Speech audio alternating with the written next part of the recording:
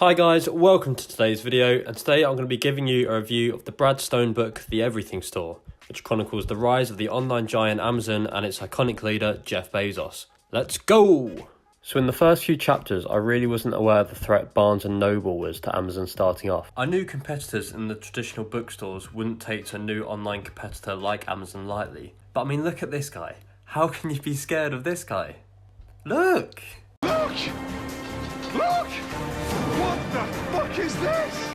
All jokes aside, I really didn't know that Barnes & Noble saw Amazon as such a threat early off. I definitely didn't know about the constant struggle between the two, with Barnes & Noble bringing out a website thinking it would wipe Amazon off the face of the earth.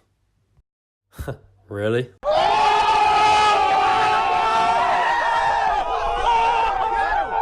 There was a certain point early on in the book that I actually really liked, where Jeff Bezos went to a university to give a speech or something, I can't quite remember. And he asked all the students there to evaluate Amazon as a business and tell him what they thought. He would have already been aware of what the internet was and were primarily seated to see what it could do for the world. And they all came to the same conclusion. Amazon was doomed and Jeff should sell out to Barnes & Noble while he still could. But that didn't seem to faze Bezos in the slightest, saying, "I guess we'll see," in response to if Amazon survives or dies, which is a very modest way of saying, "I know you're wrong, and if you're smart, you'd come with me." That really got to me. Just the sheer confidence and determination he had in the website and the future of retail as a whole is crazy to me. The book also goes into the relationship with eBay a bit. I knew they were both different attempts at the same thing, online retail, but Bezos actually went after them early on by bringing out Amazon Auctions, a direct attempt to steal customers from eBay's service. In the end, as you can imagine, it didn't work out, and both sites are still alive and well today. As a side note, Bezos said his attempt at an auction site didn't work because of something called the network effect, which in simple terms says that the more people that use a goods or service actually improves the value of that good or service. So, in this example, because an auction site is better if more people and hence more items are on there, eBay was already established and far superior to Amazon's auction site with far less customers. Another section I found interesting was a little passage, maybe 5 or 6 pages, referencing Amazon executives meeting with the late Steve Jobs at Apple looking to join forces. Amazon had seen firsthand how the new Apple, headed by Steve Jobs once again, this is after he came back from Next, came out of nowhere and completely dominated music. So much so that at that point, Amazon viewed Apple as a direct threat, having completely destroyed Amazon's music sales. This is a quote from the book. He, Jeff Bezos, had always understood this stuff was going digital, but he didn't expect to have his CD business eviscerated like that. The word eviscerated there just showing you how bad the situation actually got. So in the book it says how Amazon went to Apple for a proposed joint venture, suggesting they create a joint music store that would allow iPad owners to buy digital music from the Amazon website. I won't say any more about what happens, I don't want to ruin the book for those of you that want to actually go out and buy it, but it's just crazy to me.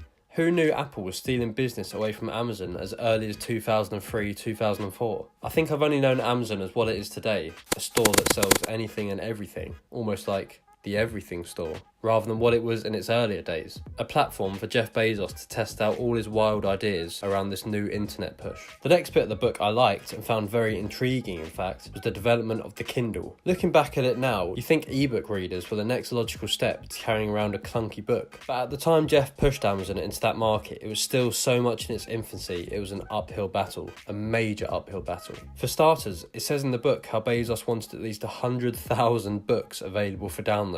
However, at that time, the publishers only made digital versions of their most successful books, meaning there were only around 20,000 or so available. Did that stop him? No, of course it didn't. He set up a small team to go around to the publishing companies and negotiate with them until they created digital versions of all of their books, often to the dismay of the publishers themselves. Then there was the $9.99 debacle. None of the publishers wanted to give Amazon the digital formats of their best-selling books because as soon as they did, Amazon would put them on sale for $9.99. Rather than the $30+ they could get for the paperback version. Their answer to this was to give Amazon the ebook, but after a few months of the book having been released, so it wouldn't hurt their paperback sales when it was debuted. Bezos didn't take that too well. He had a small team hound every major publisher into giving them the ebooks the day of their release, or Amazon would remove all of the publishers' paperbacks from their site. Amazon themselves knew that they couldn't sustain this, as they wanted Amazon to sell everything. But at the same time, they knew the publishers couldn't sustain it either, as they oftentimes lost around 40% of their book sales if the book was removed from Amazon. So again, to the dismay of the publishers, they allowed Amazon to list their bestsellers for $9.99 in a digital format for the Kindle.